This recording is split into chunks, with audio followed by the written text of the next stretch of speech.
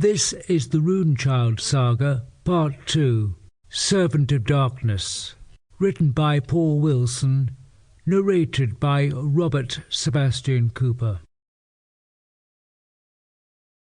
Chapter 1.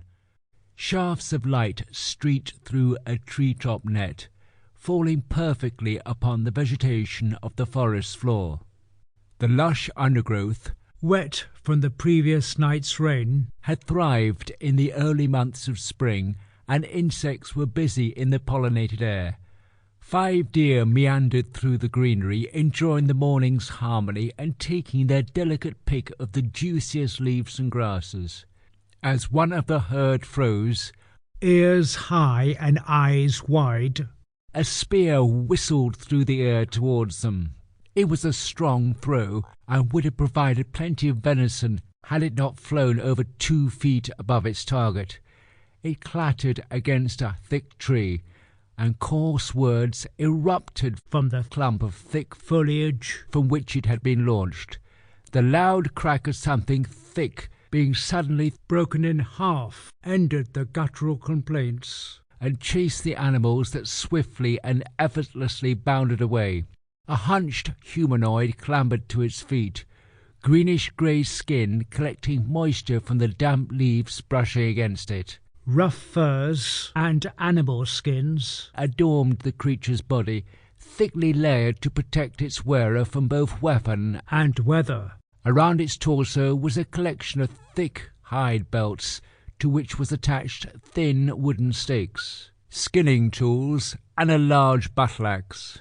The weapon's head was a fist-sized block of flint, chipped and chiselled to a fine cutting edge, and thin vines tied about it held the sharpened stone to a sturdy length of wood.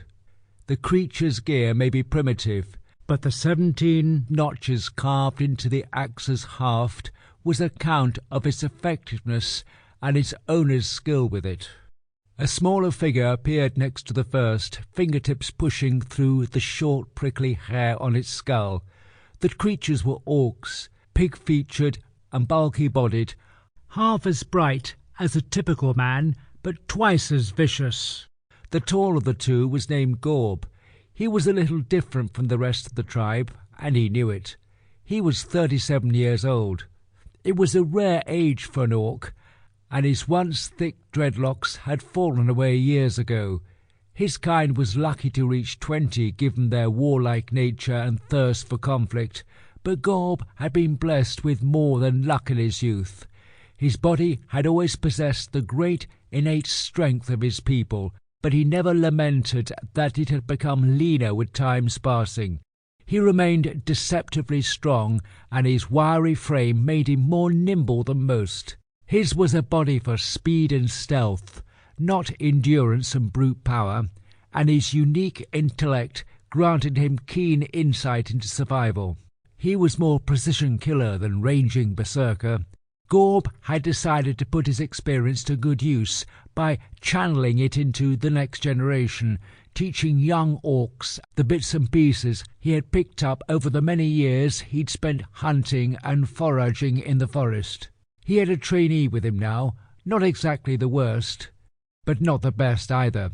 The youngster had ruined 4 perfectly good chunks of stone before getting the spearhead the right size, shape and sharpness, and it had taken a further 4 days to get the clumsy oaf walking quietly enough through the forest so he could get it within a spear's throw of prey, without it sensing them and running off. The trainee did well enough against a static target in practice, but so far he'd met no success against the real thing. The tracker's small red eyes turned from the split shaft of his teaching stick to those of his companion, and he dropped the shattered tree branch to the floor. Gorb's patience was coming to an end, but he forced himself to breathe deeply. "There is no way you is going to get your warrior's ears doing that," he told the boy calmly, flicking the bony trophies that decorated his own lobes, ragged with teeth marks. "Not my fault," whined the youth as he stood massaging his bruised head. "The handle was slippy. The wind was too strong, and the stupid thing moved." Boiling frustration screwed Sample complete. Ready to continue?